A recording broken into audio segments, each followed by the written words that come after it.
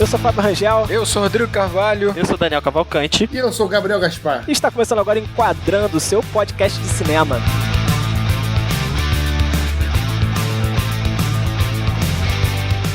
Vou explicar aqui rapidinho, gente, já que isso aqui vai ter que ser uma introdução, né, pra gente. Enquadrando é um projeto em parceria com o canal Acabou de Acabar, ok? Onde traremos pautas relacionadas a filmes, séries e outras produções audiovisuais para serem discutidas aqui, né? Nosso primeiro episódio é sobre Parasita. Eu gostei desse ok, porque parece que você tá pedindo autorização pro Gabriel agora, como se ele não estivesse sabendo da parada, né? Ah, é? É do canal? Pô, ninguém passou isso por mim, não. Mas só avisar pro pessoal também, assim, que pra quem não sabe, eu não sei se o Fábio... de repente não falaria tudo isso por uma modéstia dele, né? Mas pra quem não sabe, Enquadrando Andando já era um podcast que existia bem antes do Acabou de Acabar. Antes do Acabou de Acabar, eu era um hellish fã do Enquadrando Andando, né? Conheci esses três seres humanos aí por conta do podcast, e aí fiquei muito amigo deles, enfim, hoje sou padrinho de dois deles, né? Quem? Não sei, eu vou deixar no ar aí pro pessoal. Caramba, é mesmo. Ô padrinho. O padrinho. Agora estou apadrinhando o podcast aqui no canal. Ressuscitamos nesse podcast, que eu tive a oportunidade de participar algumas vezes como convidado, e agora tô aqui como membro fixo, né? Agradecer os serviços prestados já por vocês, beleza? E, enfim, fiquem à vontade aí, porque esses três aí manjam tudo aí de cinema também. Caramba. Vamos aprender um pouco também com eles, e também vou ter oportunidade de falar um pouquinho aqui sobre o que eu penso, beleza? Então, desculpa, Fábio, eu tomei aqui teu assento aqui, pode apresentar aí que isso? o projeto pra galera.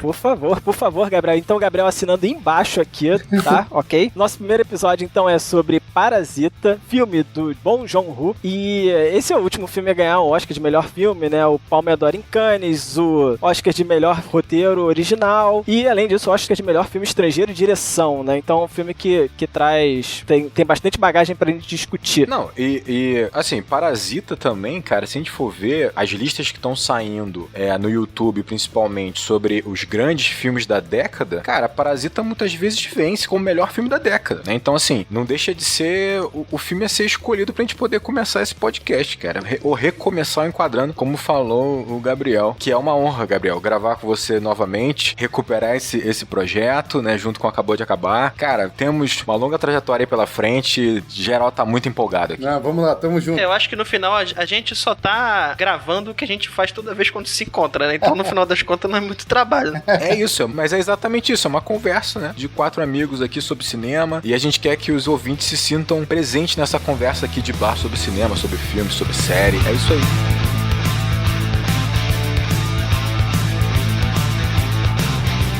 Trazendo a sinopse de Parasita, Parasita é sobre duas famílias, né? A família Kim, que mora no subsolo de uma região pobre da cidade, basicamente no subsolo mesmo, né? Porque é abaixo do chão, abaixo do asfalto. E a família Park, que mora em uma mansão e leva uma vida de luxo. Porém, a família Kim ganha uma pedra da sabedoria, né? Uma Scholar Stone, por enquanto assim, né? Quer dizer, tem um nome coreano pra isso, que significa uma mudança de sorte na vida deles. E aos poucos a família Kim vai entrando na vida da família Park. É importante ressaltar que aqui vão ter spoilers nessa discussão, então se você não assistiu Parasita, talvez você não queira acompanhar, mas é importante ressaltar isso. Não, assim, não é que vão ter spoilers, eu acho que vão ter todos os spoilers, né? A gente vai falar sobre todo o filme por inteiro, né? Exatamente. Em detalhes. E aí eu pergunto pro Fábio, onde a pessoa pode assistir Parasita? Em qual stream? Tem no Telecine, tem no stream do Telecine. No Telecine, nosso parceiro, então fica aí. Beijo, Telecine, amo vocês, tá bom? Então, muito bom. Aliás, é o único lugar onde você consegue encontrar o Parasita. Nesse momento é o Telecine. Olha só. Então, public post sem dinheiro, mas tá aqui. Foi só um adiantamento, cara. Foi só um adiantamento. Ué, quem sabe, né? Já não pode ter futuramente aí um incentivo. Um incentivo do Telecine, exato. Sim. Quem sabe, né? Pessoal, o Fábio trouxe aí a sinopse do filme, né? Já adiantou um pouco aí sobre essa família que vive praticamente no subsolo. Sim. Aí eu queria aproveitar só pra trazer pra vocês aqui a lembrança do primeiro frame, praticamente, do filme. Eu não sei se vocês se recordam. Que é o seguinte, eu gosto de pensar da seguinte forma. Muitos diretores gostam de representar no primeiro frame ou no primeiro plano ali praticamente do filme, praticamente um resumo da sua obra, né? Você pode começar seu filme de 1 milhão de jeitos. E um diretor experiente, um diretor que queira dar uma certa profundidade, aumentar a participação da direção, vai escolher um modo representativo de começar o seu filme, né? E o primeiro frame aqui, praticamente, de Parasita, é um varal com umas meias penduradas. E esse varal, né, com as meias penduradas, as meias estão suspensas, né, por estar no varal. varal, só que ainda assim, elas suspensas, né, elas estão numa janelinha que dá mais ou menos na altura, né, da rua, sabe? Então, eu não sei se pra quem não viu tá ficando claro, mas as janelas, as meias suspensas no varal, elas ficam da altura dos pés que estão passando na rua. Muito bom. E aí eu fiquei pensando sobre isso, né? Por que esse filme começou assim? Eu vejo assim, a meia, obviamente, é algo que você usa no pé, né? Algo que tá no chão, né, na superfície. E essas meias, estando no alto, no varal, é algo que tá no chão que foi içado artificialmente pra cima. E ainda assim, esse algo do chão que foi içado pra cima, só consegue ficar no máximo na altura dos outros pés, tá? De onde os outros pés já estão. E isso, por si, só acaba sendo, de fato, um resumo do que acontece no filme, né? Uma família que tá mais embaixo, né? Ela, digamos assim, artificialmente consegue ter uma ascensão social pra estar na altura dos outros pés mais ricos, digamos assim, dos outros pés que correspondem ali o objetivo cultural daquela sociedade, que no caso é a riqueza, né? Incrível. Essa primeira cena é legal porque além, né, dela ter um eco lá no final do filme, e mais do que isso, né, além do todo esse simbolismo, e aliás, Parasita tá cheio desses simbolismos, o movimento da câmera também é pra baixo, né? Ou seja, o take começa já no chão da rua ali, e você ainda vai descer um pouco mais, a história vai descer um pouco mais, mostrando o personagem principal, né? Esse ponto que o Daniel falou faz toda a diferença, eu acho que ao longo do filme. Ele tem muitas e muitas rimas visuais, né? Essas rimas visuais são basicamente cenas, às vezes do início do filme, outras do final, que são semelhantes, né? Que tem uma estrutura muito parecida e que nesse filme a gente vai perceber que se comunicam muito, né? Eles fazem muito isso, por exemplo, uma estrutura muito parecida acontecendo com a família Kim, tem uma estrutura lá visual, e aí ele faz uma repetição com uma estrutura semelhante, mas ao mesmo tempo inversa, com a família rica, que é a família Park, né? Então o filme é repleto dessas rimas, dessas relações de cena. E aproveitando aqui que o Gabriel puxou a primeira cena, né, muito emblemática, né, a gente tem a apresentação do filme, né? Normalmente um filme, ele é dividido em 3 atos, né? O ato 1, 2 e 3, e o primeiro ato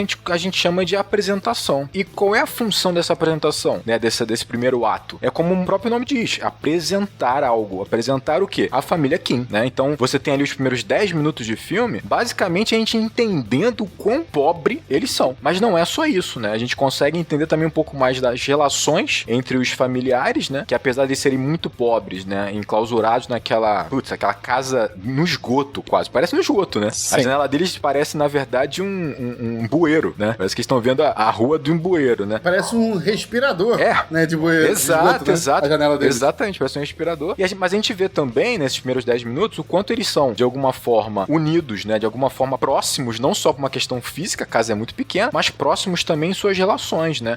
Tem uma certa cumplicidade naquela família, né? É interessante também que ele consegue, em pouco tempo, né, nesses minutos iniciais, traçar ali diferenças muito particulares entre os personagens. Diferença que vai ficar mais, vamos dizer assim, mais marcada, né, mais, né, posta, ao meu ver, no pai, né? O pai, ele é muito, pai da família, né? Ele é muito diferente dos outros porque ele tá numa acomodação absurda, né? Ele é só refém dos processos, né? Até mesmo na hora das caixas, né? Na montagem das caixas ali, deixa até um subtexto ali dizendo que 25% das caixas estão mal feitas, né? E aí todo mundo olha pra ele, né? No final das contas, pô, todo mundo sabe, né? Que ele é a figura passiva ali da situação. Isso é um ponto muito importante, porque, bem ou mal, o pai ali, ele é provavelmente o mais velho da família e é o que já cedeu aquela condição, né? Ele já aceitou aquela condição e ele tem até dificuldade de encontrar esperança nos próprios filhos conseguirem mudar aquela condição. Porque a gente tá falando ali de uma miséria, né, para a Coreia do Sul, muito flagrante, assim, né? A ponto de que eles vivem, como o Daniel falou, dobrando caixa, que talvez seja a base da base hierárquica profissional lá na Coreia do Sul, né? Então ele tá entregue praticamente, né? E só nessa apresentação também, né? Até um pouco antes dessa cena que eles dobram a caixa, a primeira cena, assim, propriamente deles conversando e você conhecendo eles, eles tentando, sem sinal de celular, e tentando roubar um Wi-Fi de alguém. Sim, sabe? sim. Então também mostra um pouco dessa cumplicidade entre eles e mostra um pouco deles, assim, do resumo do que vai ser o filme inteiro, assim, que é eles tentando, de certa forma, conquistar algo que eles não têm ainda, né? De graça ali, nem que seja, né, meio que numa malandragem. E é engraçado, eu não consegui pensar no simbolismo ainda propriamente pra isso. Mas o lugar que a gente consegue pegar o Wi-Fi do vizinho é só na privada. Não sei se repararam isso. Não, uma privada que tá acima do nível deles, assim, é assustador. Exatamente, Isso, isso é muito bom. A privada tá acima do nível deles. E quando eles conseguem chegar na privada, né? Tipo, sair do esgoto, eles conseguem pelo menos pegar o Wi-Fi de alguém, sabe? Isso é muito bom. O sinal mais alto que tem é na privada, que é o ponto mais alto, é bizarro. O que eu ia falar, puxando o que o Daniel falou, né? Na minha leitura, assim, tipo, o lance da caixa de pizza, que tem 25% delas estão ruins, né? Ou seja, um quarto, ou seja, alguém é culpado por aquilo, e logo eles culpam o pai, né? isso meio que mostra pra mim um elo fraco que tem naquela família, sabe? Como se alguém ali não estivesse de acordo com todos os outros. Tão conectado, né, com os outros, né? Tão conectado, exatamente. E mais interessante, no meu ver, é que quando a gente vai resumir o filme, a gente fala, ok, a família pobre e a família rica, né? Como se todos fossem iguais ali dentro. E a primeira vez que eu vi o filme no cinema, eu não tinha pego tão bem as diferenças entre eles. E agora, olhando depois de também muito tempo e vendo o filme em casa, analisando, você vê que, o diretor faz questão de mostrar que existem muitas diferenças entre eles, principalmente na família pobre, na família King. Não, totalmente, cara. Esses 10 minutos, é interessante, até o Gabriel tocou nisso, você já tem uma sugestão da certa esperteza deles, né? Então, por exemplo, eles tentam coagir a menina que vai buscar as caixas. Então, assim, eles tentam coagi-la e, ao mesmo tempo, eles deixam claro assim, ó, arruma um emprego pra gente independente de vocês demitirem alguém, sabe? Demite fulano lá pra ver se você consegue uma vaga pra gente. Então, eles vão mostrando claramente que essa família, ela tá buscando, de fato, uma melhoria da maneira com que dá. E que ali, você tem um caráter um tanto maleável, né? Tipo, eles vão lentamente adicionando isso. Então, por exemplo, o garoto, que é o... Tu vai falar o nome dele mesmo? Não, Kim Yu, não é isso? Kim Yu, né? O garoto, por exemplo, que é o Kim Yu, ele já começa a demonstrar que talvez ele tenha, assim, vamos dizer assim, ele guarda um pouco mais de esperança, ele talvez tenha ainda, resguarde um pouco, vamos dizer assim, da honra dele, ou então dessa esperança de ter um futuro talvez um pouco melhor, né? É interessante, cara, esses primeiros 10 minutos são incríveis. E ao mesmo tempo ele tem uma malandragem, né? Porque assim... Todos têm, cara. Como você falou, mostra a personalidade de cada um, né? A mãe fica brava quando vê o desconto lá da dobra, né? Da dobra de caixa, aí a mãe meio que grita, né? Ela tenta intimidar, né? E aí não dá certo, aí o garoto vai lá e fala, não, tem um desconto de 10%, mas beleza, você podia contratar a gente aqui e a gente ganha um bônus aqui pra entregar em tal lugar, e o bônus acaba ficando elas por elas, sabe? Exato. O desconto que ia dar, sabe? Exatamente. E você já vê como é que a mãe é confrontativa, ela é mais agressiva, e você vai ver isso ao longo do filme. Você percebe o quanto ele é mais maleável, ele tem uma malandragem, mas ao mesmo tempo ele não encara a própria malandragem como se fosse algo assim, um desvio de caráter. Não, é só um meio pra ele alcançar uma parada boa, uma parada legal, tipo, né? Ter dinheiro pra pagar uma faculdade, por exemplo. Então é difícil julgá-los, né? Isso é simbolizado pela fala dele, né? Na hora do diploma, Exato. ele diz que, olha, isso aqui é só um adiantamento, eu vou ter um diploma de verdade, né? Ele é muito safo, né, cara? Bom, né? É muito bom. E você percebe que ele acredita naquilo por um momento. Sim, ele não tá enganando, ele tá se enganando, né? Ele não tá enganando ninguém. Ele tá se enganando, exatamente, ele tá se enganando. É tão bom enganar que ele engana os outros e é ele mesmo. E nesse momento o pai sai do quarto assim e fala, cara, vai lá, filhão, por favor, saca? Tipo assim, ele fica orgulhoso do filho de fato naquele momento, né, o pai. É muito maneiro. Nessa parte tem uma palavra que vai se repetir ao longo do filme que vai ser importante, pelo menos no meu ver aqui, que é o plano, né? Plano. Ele fala pro filho, olha, então você tem um plano, né? Exato. E isso vai se repetir ao longo do filme porque essa concepção de ter um plano, né, de planejar as ações, é algo que me ajuda aí, Rodrigo, Kim Woo, é isso? Kim Yu. O Kim Woo.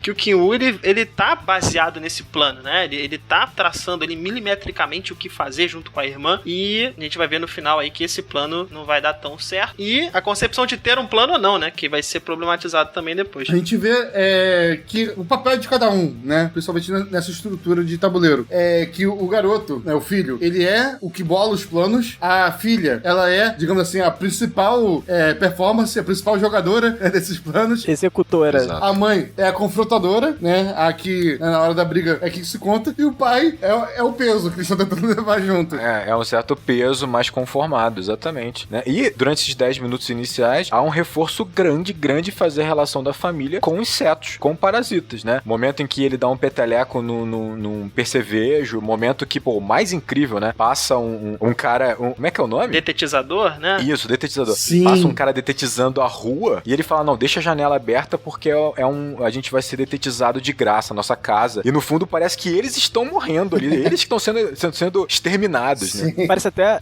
na minha concepção, até uma coisa meio... como se eles não fossem ser afetados por aquilo, de fato, sabe? Mas que parece que o sistema quer matar eles. Parece, só que eles resistem, né, cara? Eu acho que a relação que eles fazem, a relação que o filme faz, é claro, uma relação figurativa, é só uma metáfora, não necessariamente o diretor fazendo essa relação de uma maneira moral. Mas a família tem essa relação com baratas, né? Eles estão no esgoto, cara, isso vai ser repetido ao longo do filme de forma incrível, assim, e o início estabelece bem isso, né? E aí, você tem depois dessa apresentação, que nesse filme demora mais ou menos uns 10 minutos, você tem o primeiro ponto de virada. Esse ponto de virada é um acontecimento acontecimento no filme que vai tirar a família, os protagonistas dessa condição que eles estão, desse equilíbrio, entre aspas, pra colocar numa situação completamente diferente, divergente, né? E quando começa esse ponto de virada no filme? É quando o Kim Yu, né, o garoto, o filho da família, ele recebe um convite do amigo falando, você quer ocupar o meu lugar como professor de inglês numa família rica? Aí começa a mudança, começa o ponto de virada, né? Esse amigo sábio, né, que bate na porta dele e chama ele pra aventura, é basicamente ele é a única pessoa sábia, é a referência que a família tem de alguém sábio. Ele é como se fosse o Gandalf desse povo, tá? Que chama eles pra aventura. Não, mas olha só, você tocou no ponto que é interessante, porque de fato o garoto, ele é dentro daquela estrutura da jornada do herói, é que ele convoca o herói à ação. Ele convoca o herói à ação, né? Ele traz um amuleto, que é a pedra, que vai ser importante ao longo de todo o filme, como o Fábio falou lá na sinopse. É uma pedra que traz prosperidade, né? É engraçado que a mãe, com toda a sua delicadeza, a gente até falou, né, como ela é dura, ela fala, podia ter sido comida, podia ter sido qualquer coisa, né? Não uma pedra.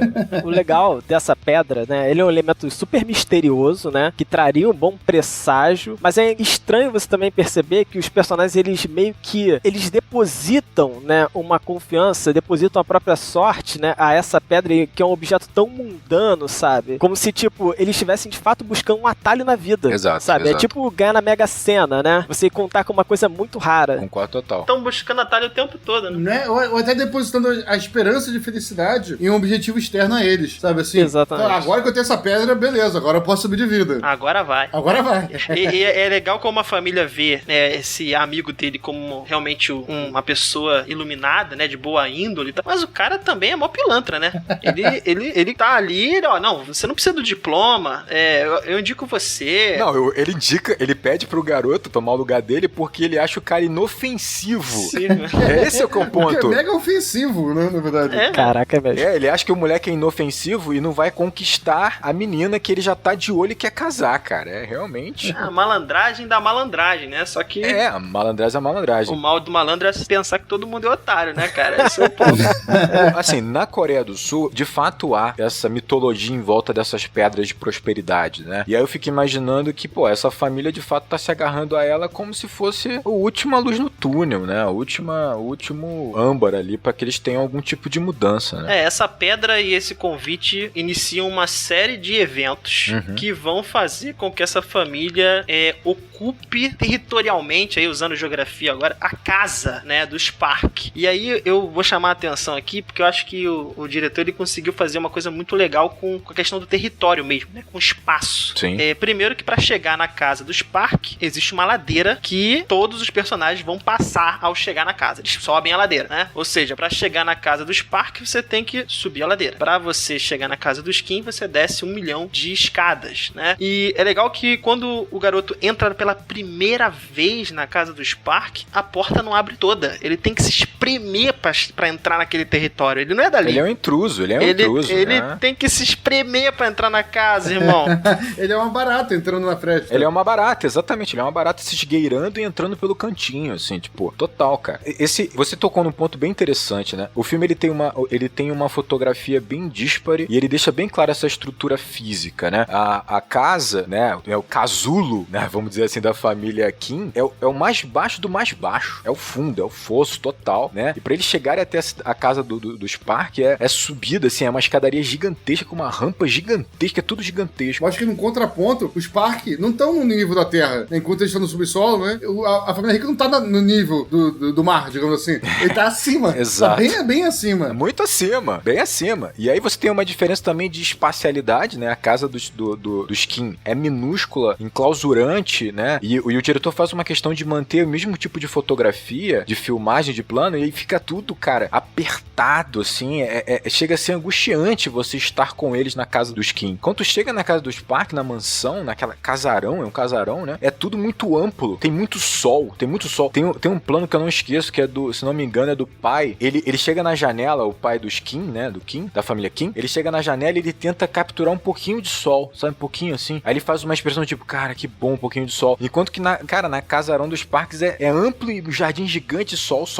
É tudo estupendo e grande, né, cara? Muito bom. O Daniel chegou a tocar. Esse ponto de virada desse filme é interessante porque ele demora a se concluir. Porque se você pensar assim, o fato do garoto, né, ele ter um trabalho na na casa da família Park não necessariamente mudaria a condição inteira da família, né? E nem mudaria totalmente a situação do filme, né? Se você pensar, ele trabalharia, ganharia um pouco melhor, voltaria pra casa, talvez fizesse uma faculdade. O que começa a mudar a condição da família e, por consequência, do filme é quando o garoto percebe que ele pode infiltrar a irmã dele também. E aí isso cria um efeito dominó que faz com que a irmã também consiga perceber que dá pra infiltrar o pai também, né? O ponto de virada seria, então, do convite do amigo até o insight que ele tem, que é bem claro o ponto do filme. Exatamente. Que dá pra trazer a irmã também. Exatamente. Seria isso? Eu considero que sim, o ponto de virada ele se constrói assim. Talvez ele tenha um ponto ainda além, que é quando eles colocam a mãe, porque colocar a mãe faz com que eles tirem a governanta. E é a saída da governanta, a expulsão da governanta, que vai gerar todo o caos no filme. Porque quando eles tiram a governanta, é que vai gerar conflito. Tanto é que a gente vai ver agora, qual é o nome do ato 2, normalmente, de um filme? Confrontação.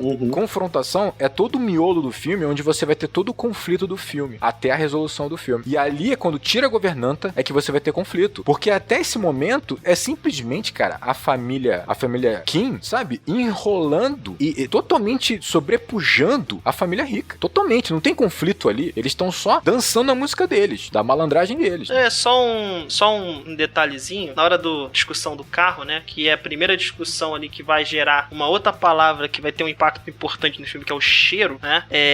Os dois pais estão, né, dentro do carro e ele pergunta, né, se o motorista novo, né, o pai da família Kim, ele conhece, né, sabe andar pelas ruas, e o pai, ele diz, olha, eu conheço tudo abaixo do paralelo 38. Pra quem, obviamente, não sabe, né, o paralelo 38, ele serviu como base pra dividir as Coreias, né, a Coreia do Norte e a Coreia do Sul. Caramba! Então é por isso que ele fala isso. Não, e é bacana essa referência dele, né? Podia falar, conheço tudo da Coreia do Sul.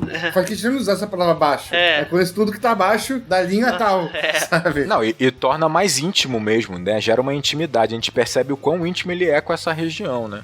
Esse período que a gente tá falando sobre todo o ponto de virada que vai culminar no ato 2, né? Que é a confrontação. Pra mim tem um ponto máximo do filme mais interessante, que é o seguinte. Quando a gente vai assistir um filme, isso é nosso, inerente a qualquer espectador, a gente tem um desespero por definir rapidamente quem são os heróis e quem são os vilões, né? E quem são os mocinhos, quem são os antagonistas. E o filme nos oferece, no primeiro momento, uma única família, né? Então nós temos ali a família Kim. Então a gente abraça essa família imediatamente, né? No sentido de que eles são os protagonistas, então a gente já os considera heróis, e eles ainda estão numa condição de fragilidade, que faz com que a gente tenha empatia, que faz com que a gente compre e se envolva com eles. Quando eles começam a se infiltrar na família Park, e todo esse processo de infiltração, que eles vão enrolando até um ponto que eles colocam a mãe, ou seja, que é o plano mais audacioso, é o plano mais maquiavélico, né? Eles vão fingir que a governanta tá com tuberculose. A gente entra numa crise, porque nesse momento a gente tá na nossa cabeça assim, pô, a família Kim é uma família, é o protagonista, a gente tá do lado deles. A família rica, então, necessariamente é um antagonismo, é o vilão, porque a gente precisa desse arquétipo, né? A gente precisa trabalhar com essa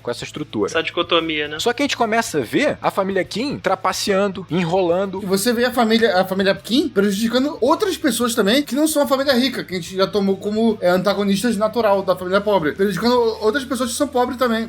Na mesma condição. Então você fica naquela dúvida, pô, peraí, essa linha aqui foi demais que ela cruzou, será? Não sei, vou fingir que não vi. Exatamente. Sabe, tu fica nisso. Eles cruzaram uma linha. E não, exatamente. E aí você percebe também outro ponto que faz a gente ficar muito confuso, né? Emocionalmente confuso como espectador. A família Park não necessariamente é mau caráter. Não necessariamente eles têm um péssimo coração. Pelo contrário, eles são frágeis. Você percebe o quanto eles são carentes e frágeis. A filha, por exemplo, ela já tá se envolvendo com o professor, né? Já tá se envolvendo com o Kim Yu, porque ele é uma figura de autoridade, de tão carente que ela é. A mãe, cara, a esposa, né, da família Park, a mãe, ela é muito carente, muito frágil, ela quer a atenção do marido, não tem. Ela quer poder cuidar dos filhos, representar essa autoridade, não consegue. A mãe é tão carente que quando o marido chega em casa, os cachorros seguem o marido, abandonam ela. O marido. Começa a seguir o marido. Exatamente. Tipo, tem uma cena que dá dó que quando a governanta ela vai ser demitida, o garotinho, o filho, né, da família rica, o menininho, ele tá na janela ali com uma cara de dó, de sofrimento, porque ele encontra afeto nela, na governanta. Ele não encontra afeto no pai, na mãe necessariamente, na governanta. Então você percebe que aquela estrutura familiar da família Park, ela tá tão destruída, ela tá tão distorcida, que eles sofrem também. Então você começa a falar, cara, quem é vilão nisso? E aí a gente vai começar a chegar numa conclusão, que talvez não tenha vilões. Então o simbolismo maior é o moleque com uma sessão lá, em 10 minutos com a menina, ele já já volta, sobe. A mulher manda ele subir, ele faz assim, sobe.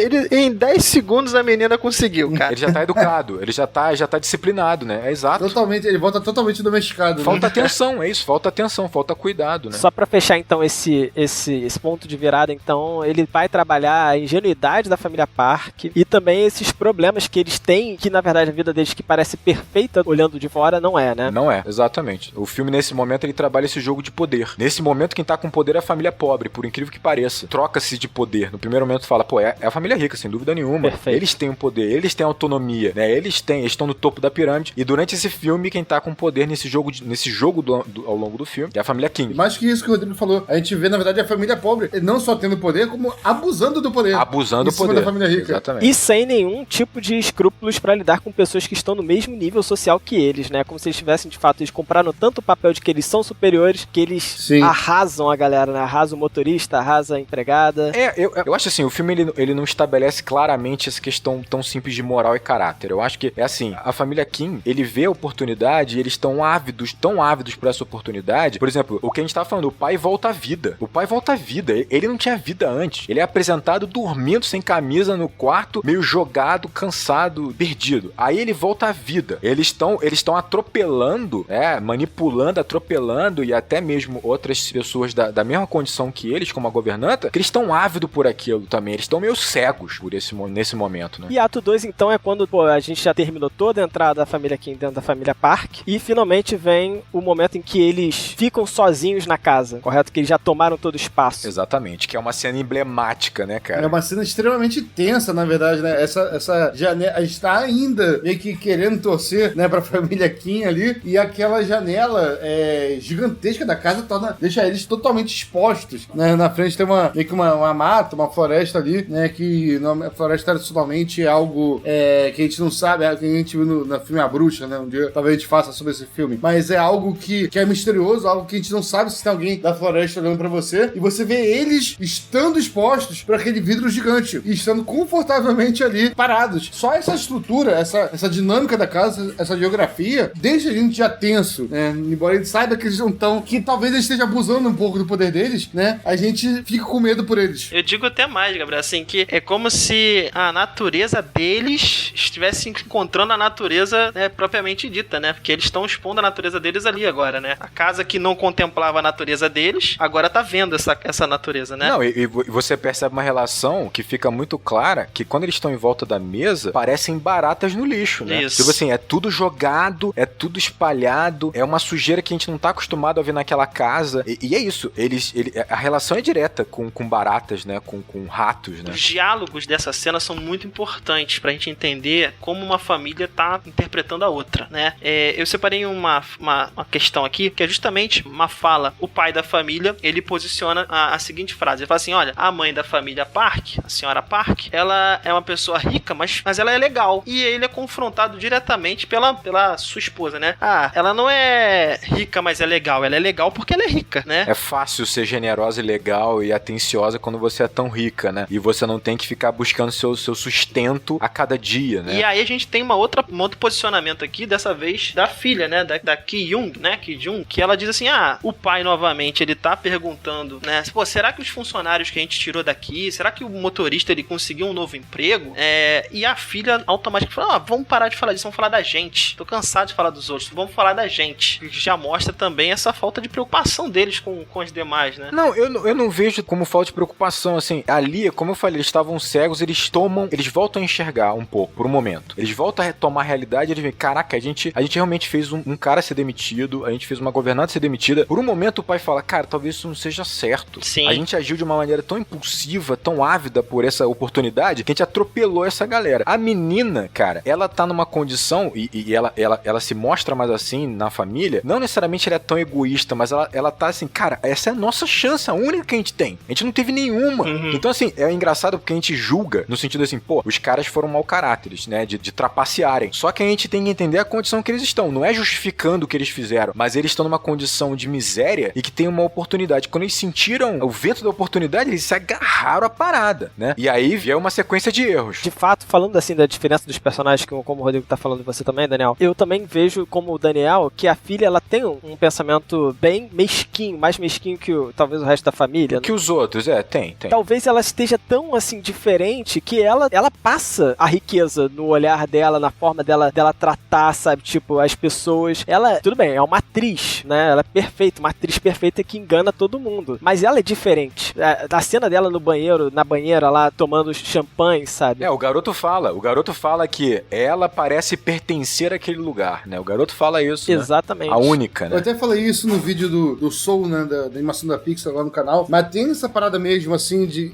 tem aquela visão de felicidade aristotélica, né? Dos gregos, de que cada pessoa tem seu lugar no universo. Se você encontrar o seu lugar, você tá feliz, sabe? Você vai ser feliz fazendo aquilo, né? Até uma visão, como diz o nome aristotélica, né? Meio um pouco aristocrática também, no sentido, né? De que o engenheiro é feliz sendo engenheiro e o porteiro é feliz sendo porteiro. Né? Se os dois trocarem de posição, vão ser ambos infelizes. Sim. Segundo os gregos, tá? Não tô falando minha opinião aqui, não. Mas, assim, de certa forma, isso acaba sendo personificado, talvez, pela forma de pensar da garota. Ela se sente feliz, ela sente que encontrou o seu lugar no universo sendo rica, sabe? Ela sente que ela não nasceu pra ser pobre. Ela se encaixa naquele ambiente rico. E ela sente que ela não se encaixa naquele ambiente pobre. De repente, até por isso, ela é tão boa atriz fazendo um personagem rica. Mas não parece que ela se sente superior à própria família dela? Ela não passa essa questão? Sim, mas porque ela não é pobre que nem eles. Exatamente. Ela é rica, tá ligado? O lugar dela é de rica.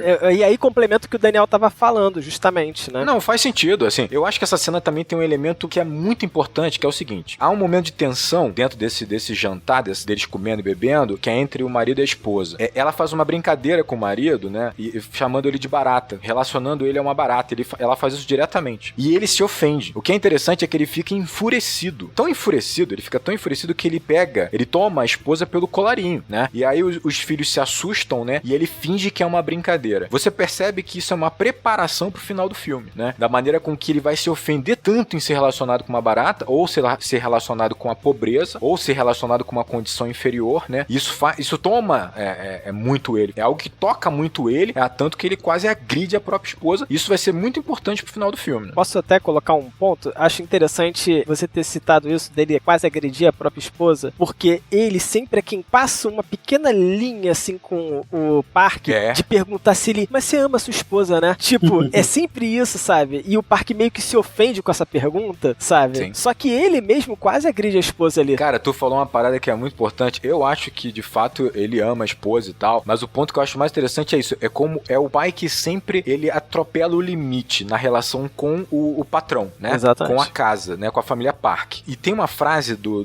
desse empresário, né? Que é o patriarca da família Park, que é muito poderosa, que ele fala assim: os meus antigos funcionários não ultrapassavam o limite. Esse não ultrapassar o limite é o que toma todo o filme, é o grande mote do filme, né? O que é ultrapassar o limite, sabe? É você me incomodar, é você demonstrar pobreza, é você demonstrar a realidade que você tem. Tipo, tem um ponto, assim, que é muito marcante, assim, que é o seguinte: por que eles são tão enrolados pelos novos funcionários, né? Eles são feitos de otário, assim, né? Tipo assim, por todos da família Kim. Por quê? É engraçado, sabe por quê? Eu enxergo que quando eles colocam uma dessas pessoas como funcionário, ele agora já não é um pobre comum. Ele é o meu pobre. Ele é o meu funcionário. É como se ele ganhasse uma nova condição. Então, a partir de você ganhar essa nova condição, como você é o meu funcionário, agora, você é o meu pobre, eu confio em você. E ela recebe, por exemplo, a mãe, né, a dona de casa da família Park, ela recebe as indicações de novos funcionários da família Kim exatamente por essa questão de confiança. Você agora faz parte de outro grupo. Você sai da sua condição e vem pra outra condição, que não é de rico, não é com a gente, mas é um novo pobre. Que não pode ultrapassar o limite. Você tem que continuar abaixo. Exatamente. Você é um novo pobre, você é o meu funcionário, mas você não pode ultrapassar o limite. Você tem que respeitar esse limite. E o que é esse limite? É você demonstrar que você, na verdade, é aquele pobre de antes. Exatamente. Você é o meu pobre de confiança. Você é meu pobre de confiança. Só que você vai disfarçar essa pobreza que você tem. Você vai disfarçar o que você é. Eu enxergo você agora não como um cara que vive lá quase no esgoto. Eu enxergo você como meu motorista. Eu enxergo você como a minha governanta. Eu enxergo você como o meu professor de inglês. Então, quando você, por algum momento, você ultrapassa esse limite, né? Seja de intimidade, ou seja, quando o pai busca uma certa amizade com o patrão, né? Quando gera uma intimidade, ou quando eu demonstro ser aquele pobre lá do esgoto, aí você ultrapassou o limite. Aí você não é um bom pobre. Você não é um bom funcionário. Ele consegue simbolizar isso com várias linhas mesmo no filme, né? Sim. O filme inteiro tem linha, tem reta, tem planos de fato divididos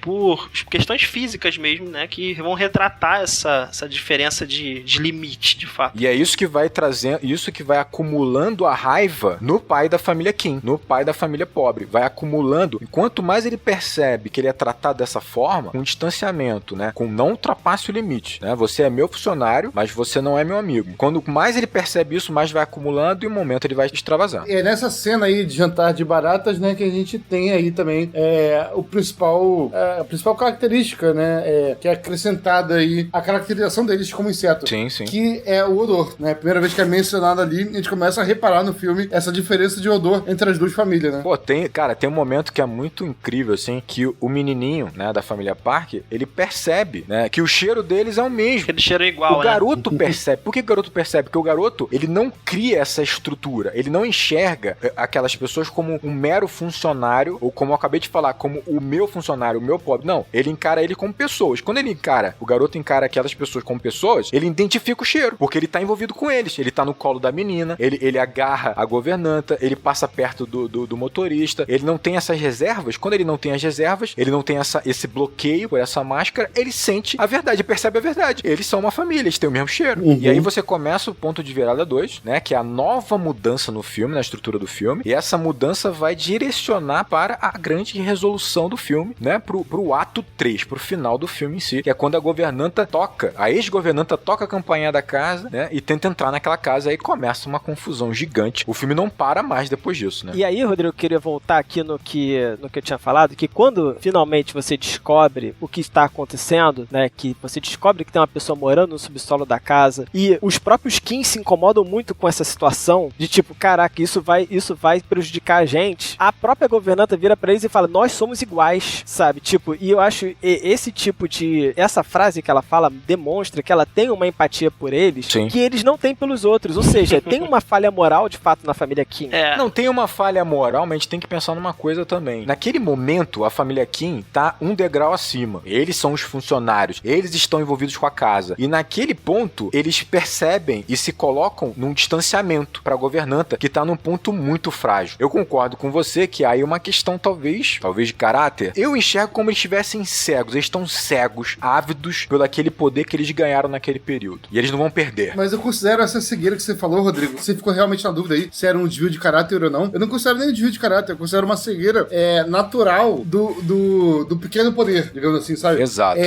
Que nem a gente vê no Bacurau, né? Talvez também um dia a gente fale sobre Bacurau. Mas o Bacurau tem aquela questão lá dos paulistas, né? Que se sentem mais americanos do que o povo ali de Bacurau, sabe? Sim, sim. É aquela tragédia. O professor Silvio de Almeida fala isso até, né? Que a tragédia de ser... tragédia aspas, que eu tô falando, que palavras dele, tá? A tragédia de ser um homem branco num país latino, sabe? Porque você não é americano. Mas então, pra você se sentir autoridade, você tem que ter certeza que tem que ter alguém abaixo de você. Exato. Pra você poder ter a sensação de poder. E é isso que a família tem. Eles estão tendo uma pequena sensação de poder. E aí, quando aparece alguém que tá suavemente abaixo deles, falando, não, a gente é igual, a gente tá bem longe ainda da família rica, ele fala, não, eu tenho poder, eu tô bem longe de você. Agora você é barata, eu não, sabe? E tem uma coisa, quando a governanta toma o poder, que ela filma a família e tem prova de que a família, de que todos aqueles funcionários são uma mesma família, é ela que tripudia. Ele coloca eles, a família Kim, na parede, de forma humilhante, fica dançando, cantando as músicas da Coreia do Norte, né? Porque pelo que parece eles são norte-coreanos, e ela fica filmando e debochando. Então assim, olha a troca de poder de novo entre eles. Sim, mostra que esse desvio, aspas, assim, de comportamento não é necessariamente uma falha de caráter, mas uma característica clássica de quem detém temporariamente aquele pequeno poder. Sim. Porque a tomada de consciência vai vir depois. É claro, a gente tá falando aqui de um filme que, se a gente pegar uma família, cara, longe da gente falar, ou do filme mesmo falar, que uma família, numa condição de pobreza, ela necessariamente vai fazer e tripudiar da outra dessa forma, ou vai ficar tão gananciosa ou tão ávida pro poder. Claro. Não, longe da gente falar isso. Mas o filme tenta não estabelecer vilões nessa história. Agora, com certeza, a família Kim abraça o poder de uma maneira, cara, que é ávido demais até, assim como a governanta também, né? Ninguém ali tem um caráter tão rígido e duro, né? Mínimo, né?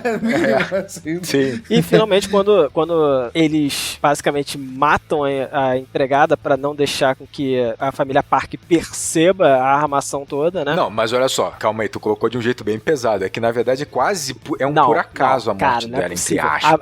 Aí que tá. Não, a esposa só jogou ela pra dentro, não se ligou a gravidade do que ela acabou de fazer. Não, eu não enxergo assim, cara, porque ela empurra ela na escada. escada. Empurra ela na escada. É uma parada muito pesada. Não, ela dá um chute pra trás. Zaniolo, deixa tudo isso, toda essa discussão aqui, porque isso mostra até aquelas características que a gente tava vendo no início do filme de cada um. Verdade. O pai tentou enrolar ela, a filha foi mais esperta, tentou jogar ali o pêssego pra tirar ela de combate, e a mãe é da confrontação. A mãe dá um chutão na mulher que rola a escada abaixo. É isso sabe? aí. Mostra exatamente como cada um reagiu àquele obstáculo. Como cada um resolveria o problema, de fato, Exato. né? A resolução de problema de cada um deles é essa.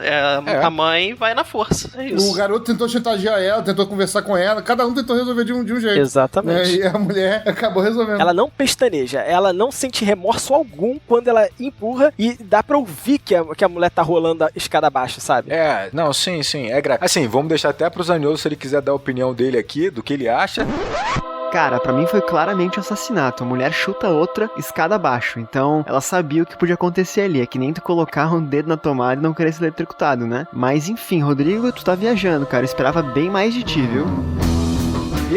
Eu senti realmente há uma indiferença da mãe, né, da família Kim, é uma indiferença de fato. Ela simplesmente chuta a ex-governanta de volta. Sem pensar meia vez. Sem pensar nem um pouco. Tipo assim, rola um bagulho assim, não, você não vai me atrapalhar e volta pro teu lugar, sua barata, porque barata é você. Aí chuta ela de volta pra escada, ela rola, bate com a cabeça, tem uma concussão séria, né, e ela morre.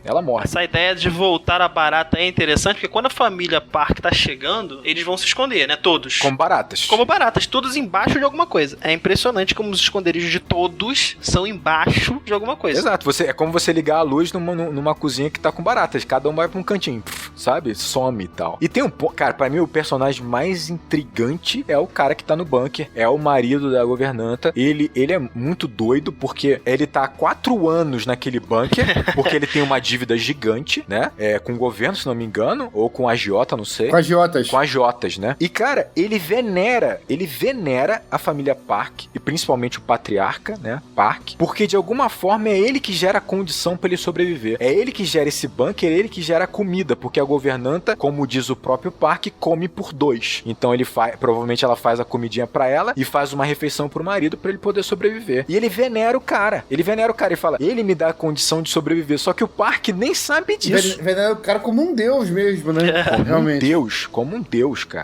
Pra mim, nesse momento, tem uma parte muito chocante, cara, que é quando o marido da governanta, da ex-governanta, né, o cara que tá no bunker, ele fica batendo a cabeça no botão pra ele se comunicar de alguma forma com o lado externo. Ele faz isso por meio de código Morse. E é bizarro porque ele fica batendo a cabeça como se ele fosse de uma forma meio mecânica e dolorosa, assim. E aí você faz uma certa relação, assim, tipo, na hora eu senti o seguinte, cara, ele parece aquele cara que ele é um funcionário de uma fábrica, chão de fábrica, que trabalha há séculos fazendo a mesma coisa todo dia de uma forma mecânica, dolorosa, quase indiferente, e que de alguma forma ele venera o próprio capitalismo que mantém ele nessa condição e que ignora ele. Ele é o cavalo do Revolução dos Bichos. De certa forma ali. Exatamente. Porque na verdade quando ele venera o Park, ele tá venerando toda essa estrutura social que gera essa diferença de riqueza, que é o capitalismo, obviamente. Que permite ele subsistir, né? Porque é isso que ele tá fazendo. Exatamente, que essa estrutura permite ele subsistir. Então ele subsiste, ele é um cara que simplesmente mecânico e né, que sofre naquele bunker, mas que venera uma parada que mantém ele quase como um escravo, né? Cara, é incrível essa parte, é incrível, realmente chocante. É a cegueira, né? Tem aquela questão do realismo capitalista, né? Que é mais fácil a gente imaginar o fim do mundo do que o fim do capitalismo, né? E aí, de certa forma, é a cegueira desse cara, assim, que ele não consegue lembrar como é que era a vida dele fora daquela estrutura, né? Ele consegue lembrar que ele um dia casou, que ele viveu antes daquilo, parece que ele nasceu, ele fala isso até, né? Parece que ele nasceu naquele bunker, né? E toda a vida dele foi daquele bunker, e ele não consegue imaginar a vida dele fora daquele bunker. Ele naturalizou. Né? Então ele só é grato pelo seu Park permitir que ele viva naquele bunker, né? Porque pra ele não existe outra forma de vida, né? É mais fácil imaginar, né, o fim da vida do que uma vida fora daquela caverna. Exatamente. Então, pessoal, e depois dessa confusão inteira, né, entre as duas famílias pobres ali, nesse buraco, depois dessa sujeira toda, como é que se limpa essa sujeira toda aí? Deixa lavar, maluco, deixa lavar. É com água, irmão. Engraçado que a chuva é algo tão tão natural, né? Mas afeta de forma tão diferente as duas famílias, né? Velho, tem a cena de chuva. A famosa cena de chuva, né? Que virou meme na internet aí. Né, e essa chuva aí vem,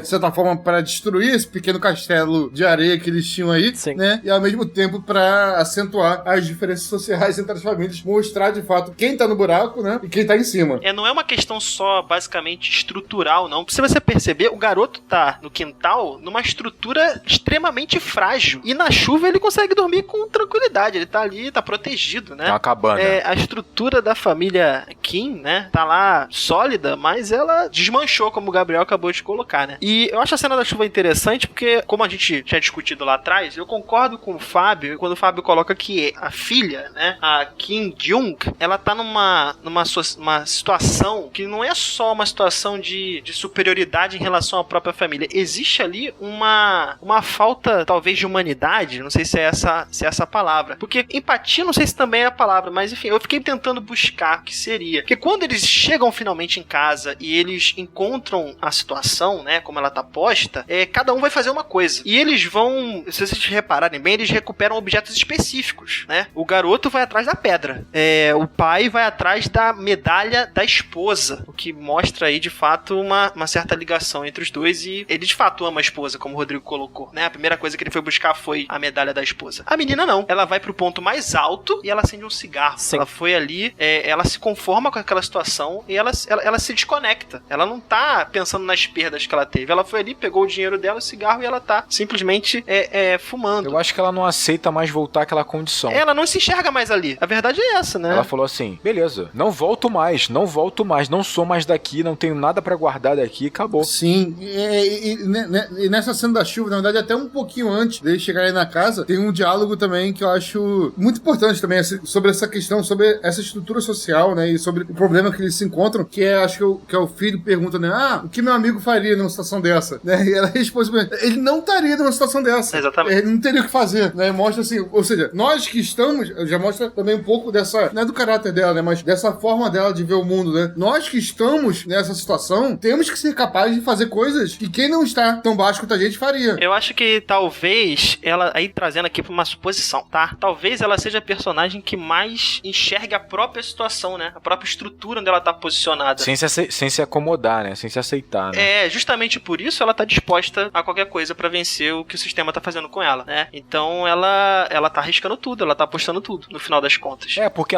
talvez ela perceba o quanto é cruel essa estrutura, esse sistema, e que essa covardia ela tem que ser respondida com covardia, né? A crueldade tem que ser respondida talvez com crueldade. É como se fosse um ato de sobrevivência, né? Talvez ela tenha esse entendimento, porque no fundo é cruel a situação que eles estão, né? Foi o que o Fábio falou. Uma chuva que é algo tão natural, né? O que nós como comunidade, como sociedade deveria lidar com muita tranquilidade, ela simplesmente traz morte e destruição para uma camada muito grande da nossa sociedade. Isso é um absurdo. Uma chuva. A gente não tá falando nem de um terremoto gigante bizarro, um maremoto. Uma chuva que não derrubou a cabaninha da criança. Exatamente. Exato. Esse é o ponto, né? O ponto estrutural, ele é tão... Aqui eu acho que o Parasita, ele traz uma discussão social muito interessante, que é justamente isso, né? É um evento tão simples, causa impactos imensuráveis numa determinada parcela da população, e uma outra parcela sequer tem noção disso. Eles não estão conectados com essa realidade, nem ao ponto de saber para se importar ou não. Eles estão tão desconectados, e é por isso que a gente não vê a família Park necessariamente como uma vilã, porque eles estão numa outra esfera. Sim. Eles estão numa outra esfera em que eles não têm absolutamente contato com essa realidade, né? Sim. Vou até colocar um ponto, cara, que essa chuva, eu não sei porquê, mas ela me passa como se fosse um acúmulo de karma, sabe, no filme. Pode ser. Até porque parece que a resolução de um acúmulo de karma que eles tiveram ali. Tem uma cena anterior em que tem um rapaz mijando, assim, próximo da casa deles, e a resolução pra tirar esse rapaz de lá é tacar água no rapaz. Não sei se vocês lembram disso. Sim. Eles resolvem tacar água, até acerta água no garoto e tal. Uhum. E parece que, tipo, a água retorna pra eles, sabe? De uma forma muito, muito pior, né? Muito maior, e né? você também comentou da pedra, Rodrigo, e, cara, uma coisa que essa pedra é super misteriosa no filme é que ela, basicamente, ela flutua nessa enchente. Então, voltando, fazendo a ponte com o que eu tinha falado lá atrás, né? Todo aquele crédito que eles depositaram naquela pedra, como se ela tivesse sido em vão, porque a pedra, ela é vazia por dentro. Ela flutua, né? E tal como os personagens, tudo que eles construíram era vazio e frágil. Muito Mas, e aí no primeiro. Mas sempre, o filme sempre adiciona esse elemento. Eles construíram algo tão frágil porque eles estão no contexto de fragilidade. Que eles estão obrigados a viver num contexto de fragilidade, né? Esse negócio da pedra pra mim é muito interessante porque a pedra é a pedra. Só que ela vai ganhar várias conotações, vários significados ao longo do filme. Desde a esperança de prosperidade, né? Até o final, né? Quando ela ganha mais outras concepções. É engraçado, a pedra é só pedra. Mas ao longo do filme, o quanto significado ela tem pra cada personagem em cada momento, né? Uma cena posterior à chuva, ela também é interessante, porque ela traz de volta aquele termo que a gente usou lá no início do programa, que era a palavra plano, né? Que finalmente o pai, ele diz, olha, ele falou uma cena antes que ele tinha um plano a se realizar, e ele confidencia pro filho que a ideia é não ter plano. Ele já tá tão conformado com a situação que ele só responde a ela. Ele não se planeja pra nada. Então a chuva, karma, como o Fábio colocou, retornou esse personagem basicamente a uma condição que ele tava lá no início do filme. Até pior, né? Até pior. É a pá de cal, né? É a pá de cal. É bem isso, assim. Ele talvez tenha tentado planejar uma vida junto com a esposa quando ele teve, talvez, o primeiro filho, que é a menina. Talvez ele tenha tentado planejar, talvez ele tenha tentado trabalhar, talvez ele tenha tentado acumular algum dinheirinho pra poder sair daquela condição. Fracassou. E aí ele entra nessa condição de conformismo. Quando ele tem uma esperança, tem aquele jantar, né, que eles estão comendo, acho que carne e tal, que todos estão empregados, e ele fala assim, a gente tá tirando muito dinheiro, trazendo muito dinheiro de lá pra cá, né, daquela família pra nossa família, e ele tá meio, cara, ele tá eufórico, e aí quando ele toma essa pá de cal, que não é só a chuva, mas também é toda a situação junto com a outra família, né, ele sabe que a situação com a governanta foi grave, a situação do cara do bunker, ele volta à condição de conformismo e fala, cara, realmente, quando nós não temos o direito de ter plano, nós não temos o direito de planejar nada, porque na nossa condição, qualquer coisa pode destruir completamente nossos planos, como uma chuva idiota qualquer. Aí deixa pro Zaniolo aí colocar, tem uma frase do... Aí coloca a música aí, Zaniolo, preciso pôr eu falando. Tem uma linha do Racionais que fala isso, assim, que é... Ser escravo do dinheiro é isso, fulano. 360 dias por ano sem plano. Ser escravo do dinheiro é isso, fulano. 365 dias por ano sem plano. Não, a gente vai deixar você cantando, Gabriel. É isso que vai dar audiência pra esse programa. É a sua voz. A audiência é você cantando. Isso basicamente, essa cena termina esse segundo ponto de virada, né, onde começa, na verdade, a resolução do filme, quando existe a festa do garoto, né, no meio dessa situação, mesmo com um monte de gente sem casa, né, a família Park tá tranquila e vai fazer uma festa de aniversário pro filho. Uma festa de improviso, uma festa chula na língua dele, né, uma festa qualquer, sabe, rame bola. E não tem nem como recriminá-los, né, porque foi o que o Daniel falou, eles vivem numa condição completamente diferente, completamente distante, eles não têm ideia do que tá acontecendo. Não, isso que o pessoal fica admirado, porque a festa deles de improviso, sabe, a festa deles ali, feita ali com o pé esquerdo, já é muito mais luxuosa. É incrível, que qualquer coisa, cara, que eles poderiam sonhar, sabe? Não, mas é incrível a parada. E engraçado, eu vendo esse filme, esse momento da festa me veio uma ideia clara de como tudo o com que a família Park tava se preocupando. Ah, será que fulano vai vir? Será que a gente vai conseguir tal convidado? Chamar tal convidado? Será que fulano vai entregar as mesmas na hora certa? Tudo soou tão supérfluo, tão idiota frente à condição e à situação da família Kim, né? É quando você começa a se questionar de tudo, né, cara? Você fala, cara, o que tá acontecendo com a nossa sociedade, cara? Não, e aí você começa a perceber que essa família, obviamente, não dá pra criticá-los, porque eles não têm contato com essa realidade, mas dados os eventos que aconteceram, você inicia uma problematização, que é começar a perceber nessa família que eles também têm uma visão com relação aos empregados um tanto quanto deturpada. Não, um tanto quanto é completamente, não, né? É porque até agora, a maior parte do público, e eu inclusive, né, quando eu vi o filme pela primeira vez, eu tomei esse ponto de virada agora, né? Perceber como essa família, né, ela já tem uma questão com relação aos seus empregados, que ela não é simplesmente uma visão de patrão benevolente e servo absolutamente subserviente.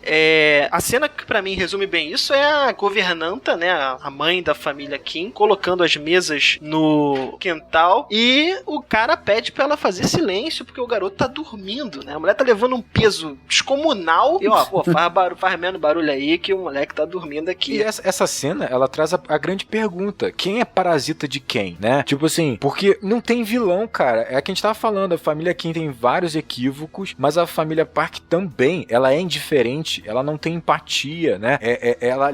Cara, eles exploram também seus funcionários de uma maneira que às vezes é completamente absurda, né? Eles pagam até hora extra extra. Eles pagam até hora extra, né? Tipo assim, pra você fingir ser o índio aqui da festa, ou tipo, cara... É um abuso de poder por meio do capital, né? Mas é um abuso sem eles mesmo perceberem o próprio abuso, né? Como se fosse natural esse abuso. É como se fosse uma indignação, né? Tipo assim, pô, eles estão recebendo dinheiro pra ser índio aqui e não estão querendo, sabe? Estão querendo fazer com preguiça? É isso? Preguicinha? Exato. Não, e tipo assim, nossa, a gente paga muito bem pra você vir se divertir na nossa festa aqui, fazer meu filho ficar um pouco mais animado com a festa alegre. É aquela história lá daquela manifestação que a família foi com a babá. É isso. O cara não tem nem ideia do que tá fazendo, cara.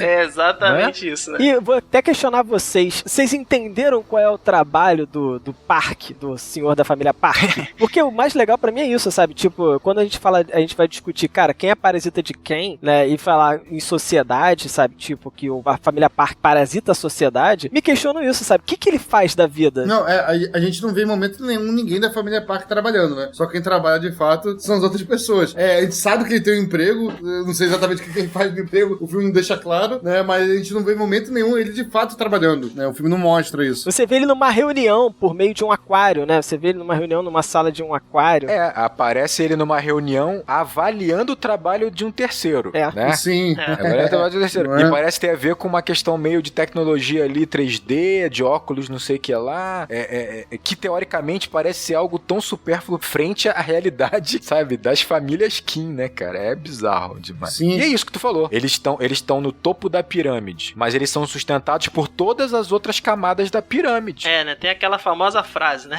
Se o trabalhador tudo produz, a ele tudo pertence, né? Sim. Eu sabia que havia essa frase mais cedo ou mais tarde. Mais cedo ou mais tarde. Mas olha só, o diretor deu entrevista dizendo que ele não se posiciona especificamente pra lado. Ele não precisa. Ele não precisa, ele só tá representando a estrutura. Ele não precisa, né? Exatamente. Sim. Eu vejo isso assim, que ele, em certo grau, a gente vê a família Park e a família Kim, ambos trabalham muito pouco, sabe? Ambas estão se beneficiando de um sistema, de uma estrutura. E aí, a pergunta assim de quem é o verdadeiro parasita, né? O que é parasita? Parasita é um ser que se alimenta de algo, né? Ser que tá sugando algo.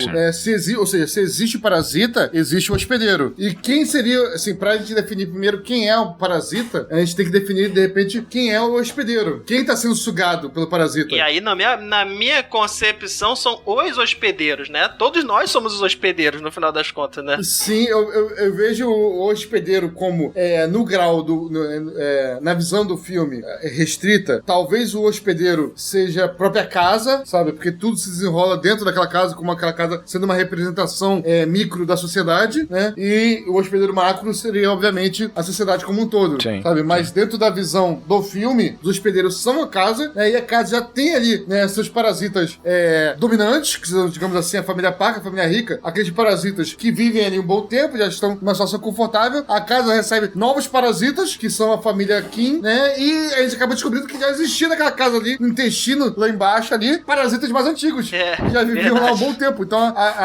o filme acaba sendo uma briga entre parasitas, porque ninguém lá realmente tá muito preocupado em ter empatia e ajudar o próximo, sabe? Tá todo mundo querendo ser o opressor. Todo mundo sobrevivendo, né? Tipo assim, a família Park são os parasitas que vivem desse trabalho quase escravos que eles conseguem com dinheiro. Sim. E eles não conseguem fazer um jantar, não conseguem botar uma mesa, eles não conseguem fazer nada. Eles vivem literalmente com o dinheiro deles do esforço de alheios, de terceiros, né? E é isso. Aí você tem os Kim parasitando também a família Park. O que eu acho mais interessante é que a família, o cara do bunker, né, e a governanta, esse casal, eles são parasitas, obviamente, são colocados como parasitas, tanto é que ele é o que tá mais fundo, ele vive, ele subsiste ali naquele bunker, mas esse parasita tenta proteger o hospedeiro dele, que é a família Park. Ele tenta eliminar esse novo parasita, né? Tipo assim, vamos eliminar o parasita pra proteger o hospedeiro, que é a família Park. É até uma questão que, se alguém entender de biologia, né? Mas se o parasita matar o hospedeiro, ele morre também. Sim. Exato. E ele tenta eliminar o outro parasita, que é a família Kim. Exatamente. Né? Tipo, ele tenta eliminar, né? Parasita mais perigoso. A cena final é realmente uma sucessão de ataques, né? Um negócio realmente que você tá esperando, que você tá construindo isso o filme inteiro e finalmente chega a hora, né? Essa catarse aí, dos conflitos se resolvendo de maneira prática.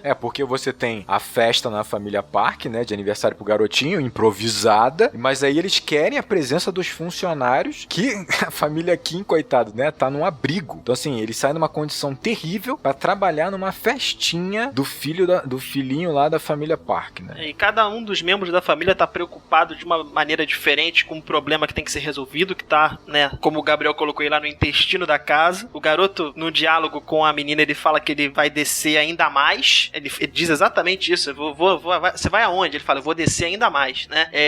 Eu não vou descer lá pra baixo pra festa, eu vou descer ainda mais. Como se ele fosse também descer um nível abaixo, né? Hierarquicamente descer também um nível abaixo. Eu vi um vídeo no YouTube que trouxe uma questão que eu quero ver se vocês concordam. Quando o Daniel falou sobre essa fala do Kim Yu, né, do garoto, que ele tá conversando com a namorada. Ele vai descer ainda mais. Isso. Que ele tá conversando com a namorada ali, ele tá muito prostrado, né? Ele tá triste, parece que ele tá amargurado, parece que ele tá preocupado, ele tá com a pedra no colo. Ele dorme no abrigo com a pedra no colo, vai pra essa casa com a pedra no colo, e aí, esse cara no YouTube, né, um rapaz, ele diz o seguinte, que na concepção dele, esse garoto, ele tá indo executar a missão dele, que é tentar levar essa pedra pro marido da governanta como se fosse um presente de conciliação. E eu falei, cara, eu sempre achei que o garoto tá indo matar o cara com a pedra pra resolver o problema. Eu também sempre achei que ia matar o cara. Assim, não vi nenhum sinal disso, que é um presente, Nem que eu. tava arrependido, ou algo do tipo. Porque o garoto, ele toma pra ele a missão de resolver o problema, porque ele acha que foi ele que criou. Ele é o link de toda essa tragédia, porque ele é quem começa a entrar na família Park. Então, quando ele tá introspectivo com o pai, que ele conversa no abrigo, e ele agarra a pedra, e ele fala, bem, eu vou ter que ir mais baixo, É mais baixo numa questão de moral, numa questão de caráter. Sim, sim. Até porque ele acabou de ter o diálogo com o pai, dizendo que o pai assumindo pra ele, o ideal é a gente não ter plano, e ele tá respondendo ao momento. E ele fala, eu vou resolver o problema pela raiz. Qual é a raiz? Matar o último parasita lá que traz problemas pra gente. Porque ele o testemunha do crime, né, da morte da governanta, ele é o problema. E eu tenho que executá-lo. Eu que tenho que executá-lo, não vocês, meu pai, minha irmã e tal. Vocês encaram assim. Ele foi matar o... Eu acho que é uma questão meio subjetiva, mas acho que reside no ponto aí da gente enxergar os protagonistas como mocinhos, né? Então a gente ainda quer que eles se redimam de alguma maneira, né? No final das contas, talvez a visão que você viu esteja mais por aí. Não querendo desconstruir isso que o Rodrigo falou, mas então eu trago o questionamento do seguinte, né? Porque parece que o garoto, quando ele desce e ele encontra a empregada morta, parece que ele se sente culpado, sabe? Parece que ele se sente culpado naquele momento. E é justamente isso que faz ele ter uma distração e ele é atacado, né?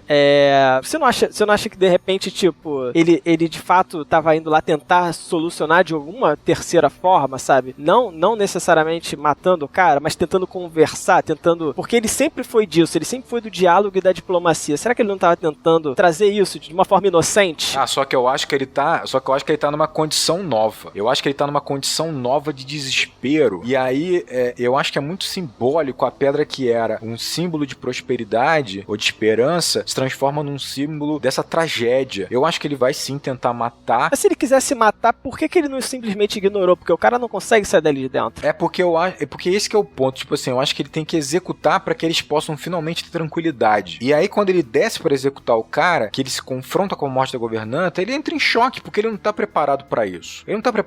Eu acho que ele vai tentando realmente nessa postura. Eu vou até onde eu posso, eu tenho que executar isso. Mas ele não consegue ir tão baixo. Acho que nesse ponto eu tô com o Rodrigo, porque a fala dele na cena anterior é muito nesse viés moral, cara. Se você rever a cena, Sim. Ele tá contemplando a festa, ele não tá falando de descer fisicamente 2 andares ou 3. Perfeito. De repente, essa reação dele aí, que foi interpretado como arrependimento aí pelo Fábio, de repente foi uma surpresa. De repente ele não sabia que a governanta tava morta, não. Ele de repente não esperava sentir isso, né? Exatamente. Eu falava pra resolver, temporariamente contou com ela e se surpreendeu, sabe? Exatamente.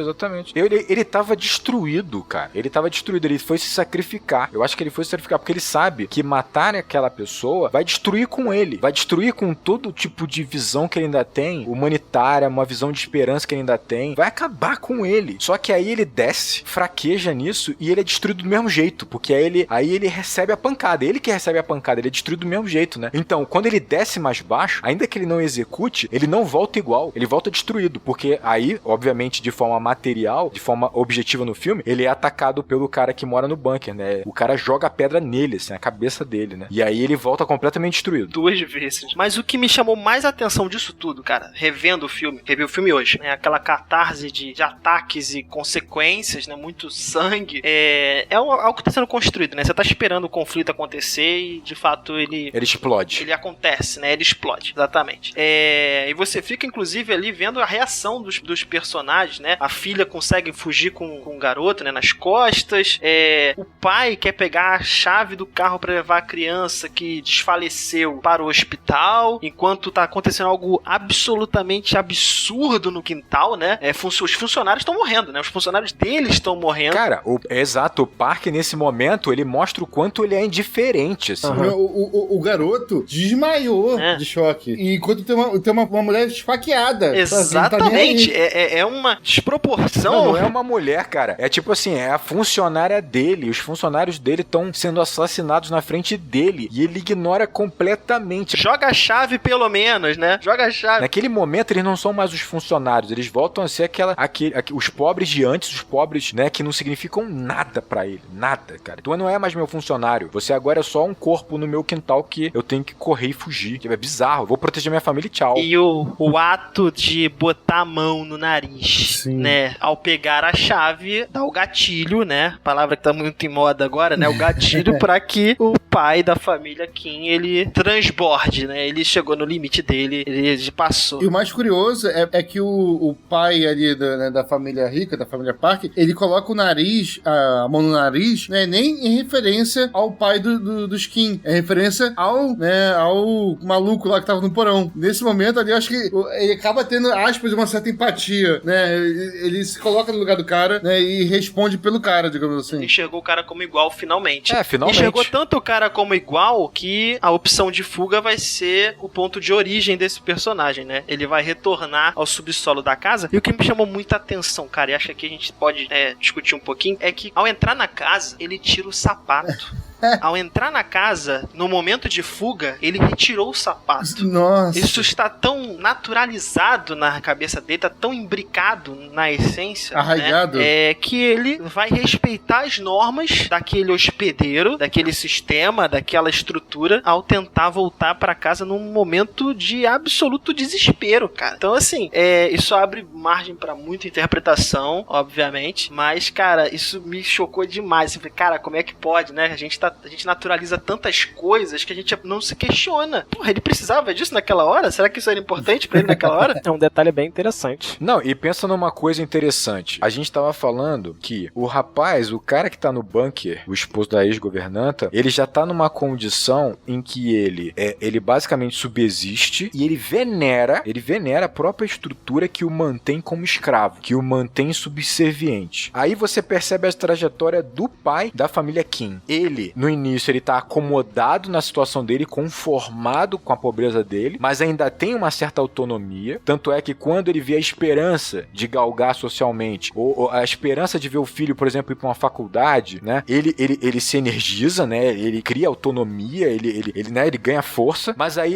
ele é jogado de volta a uma condição de conformidade, uma condição de submissão, né? E como é que ele termina o filme? Na condição do cara do bunker. Ou seja, agora, a pancada foi tão forte dessa estrutura, quando ele tentou se ressurgir, a pancada foi tão forte que agora ele entra na condição de ser um cara que vai subsistir e que vai depender completamente dessa estrutura, né? E provavelmente vai começar a venerá-la em algum momento, como o outro. Ou seja, cego completamente pela estrutura que mantém ele como escravo. Sim, e a gente volta até a como cada um reagia. Lembra que no início do filme a gente falou aqui que o garoto tinha um perfil mais sonhador, né? De certa forma ali, mais utópico, que ele calmejava, né, de uma forma quase ingênua, mas malandra ao mesmo tempo. E aí você vê naquele delírio final, né, que a gente pensa que tá na carta final dele pro pai, né, o plano dele é um plano totalmente utópico, né, de conseguir resgatar o pai, né, só ficar milionário e comprar um apartamento, sabe? Inclusive essa questão da fuga dele de entrar na casa, ela é mostrada na perspectiva do sonho do garoto. Então isso a gente nem sabe se de fato o pai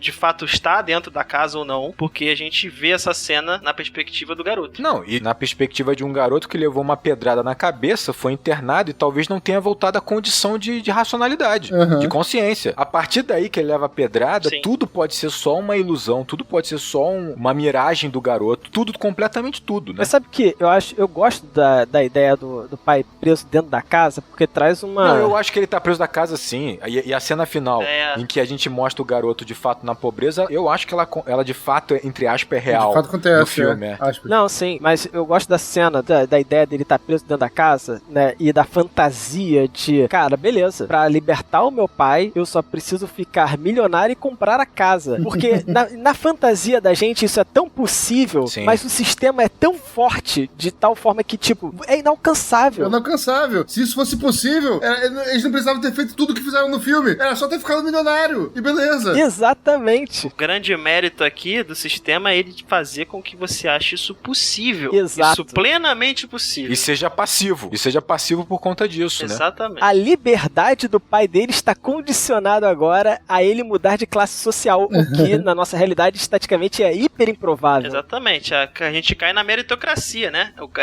O mérito vai ser dele, ele vai conseguir, por esforço próprio, chegar à sua condição de milionário e tirar o pai. Tá pronto. O plano tá resolvido, né? O plano tá posto e resolvido. Só que isso é uma fantasia. A fantasia do capitalismo, né? E é apresentado no filme claramente como um sonho, uma fantasia, em momento nenhum como tem um prospecto de realidade, exatamente. Exatamente. É o que a gente vive hoje em dia. É aqui que eu acho que esse diretor, quando ele diz que ele não se posiciona, como eu falei, acho que ele não precisa. Ele retratou uma realidade, uma certa ótica, que ele não precisa se posicionar no final das contas, cara. Ele tem uma posição. Não precisa, porque a nossa condição é clara. Em momento nenhum ele tenta vilanizar a família rica, sabe? Ou mostrar eles mal, ou gananciosos, ou egoístas, sabe? De uma forma... Eles são egoístas quando eles querem proteger o filho, a própria família deles. É aquele egoísmo, aspas, socialmente aceito, sabe? Então, assim, ele só mostrou a estrutura social, né? Ele mostrou quando o cerco aperta, né? Quando o circo pega fogo, cada um vai defender os seus. E quem tem mais poder vai defender com mais poder, obviamente. Sabe? Exatamente. O problema é que você tem uma estrutura que gera uma diferença social gritante. Sim. E o que é interessante é que, assim, a gente, ao longo de todo o filme, a gente fica julgando as situações, obviamente, e de forma moral, né? Então a gente julga, por exemplo, eu lembro que no início do filme, eu ficava pensando assim, porra, mas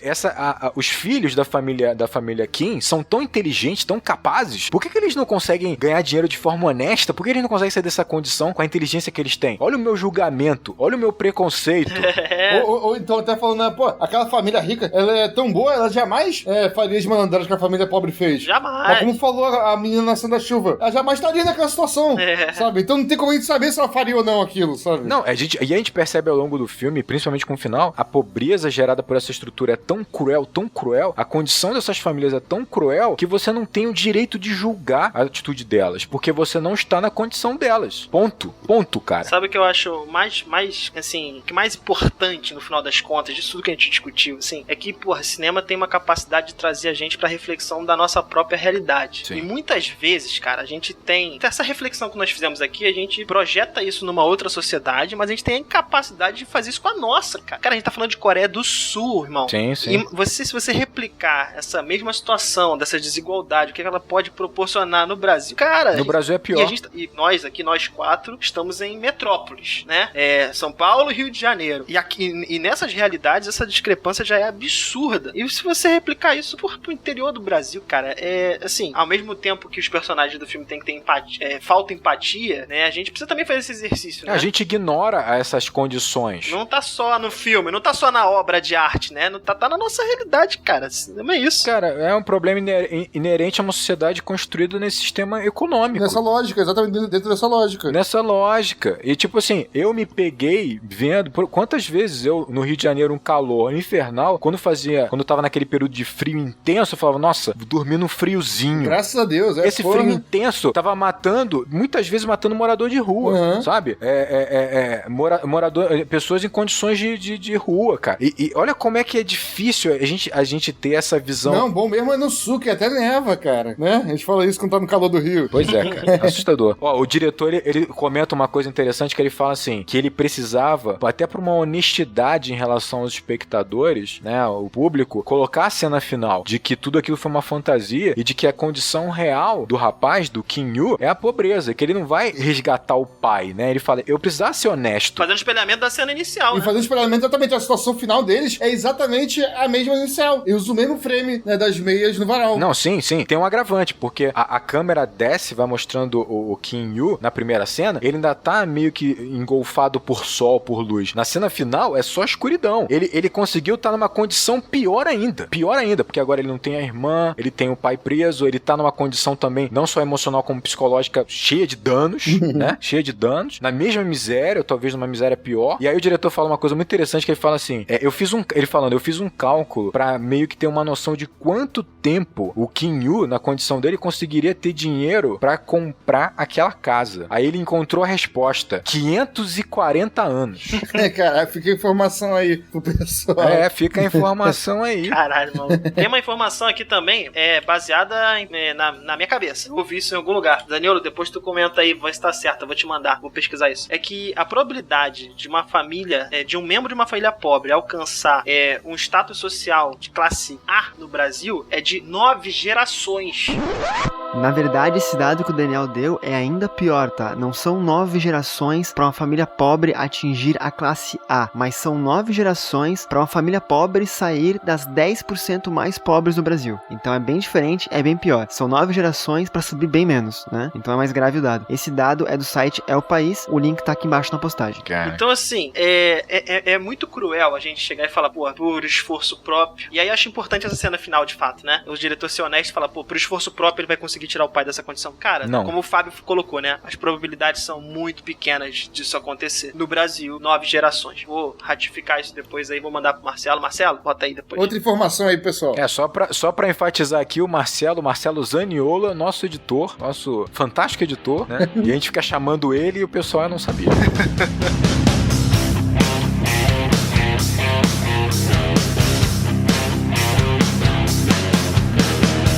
Então foi isso, pessoal. Esse foi o nosso primeiro episódio de retorno do Enquadrando. E aí, né, aqui é diferente, né? Aqui no YouTube a gente sempre dá o comentário do pessoal, né? Fica lá lendo, a gente comenta, né? Responde alguns comentários. Mas aqui é podcast, né? Podcast é outro mundo, outro universo aí. Não tem como a gente interagir tanto. Então, pra interagir, como é que a gente faz? A gente tem uma conta aí no Instagram. Qual é o Instagram aí, Fábio? Por favor, traz pra gente aí nosso Instagram. Enquadrando_oficial. Daniel que cuida do Instagram, então vocês vão falar diretamente com o Daniel. Eu cuido mais ou menos, pode mandar lá que uma hora eu respondo. Pode mandar lá que a gente também vai ler os comentários, né, interessantes. De repente, no próximo episódio aí, a gente pode falar, né, responder alguns comentários aí, eventualmente. Não estamos prometendo nada, tá bom?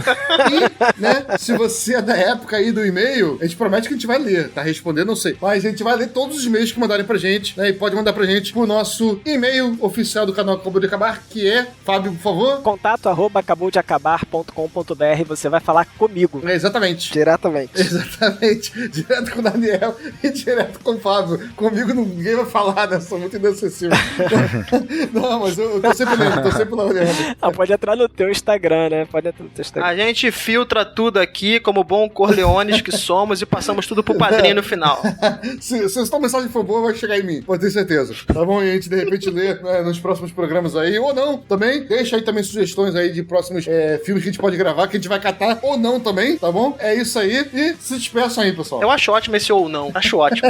Eu vou deixar em aberto aí. A gente sempre despedia com um grande abraço do Rodrigo aí, então pode se mandar, Rodrigo. Maravilhoso. Então é isso. Grande abraço e bons filmes.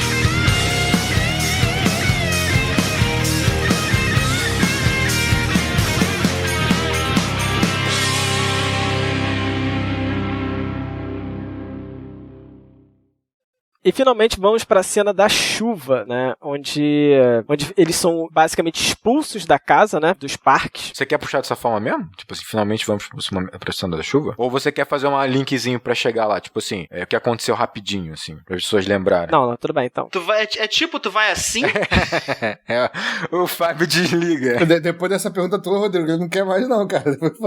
Quer fazer desse jeito mesmo, é isso? Vamos seguir, gente. Então puxa aí, Rodrigo. Não, puxa aí, Daniel, só conclui, tipo assim, fala isso, essa ideia de, então, eles acabam matando a menina, a mulher, conseguem fugir a família chega. Vai lá, Gabriel. Tá. Então puxa aí, Rodrigo. Não, puxa aí, Daniel. Vai lá, Gabriel. Tá. Então puxa aí, Rodrigo. Não, puxa aí, Daniel. Vai lá, Gabriel. Tá. Então puxa aí, Rodrigo. Não, puxa aí, Daniel. Vai lá, Gabriel. Tá.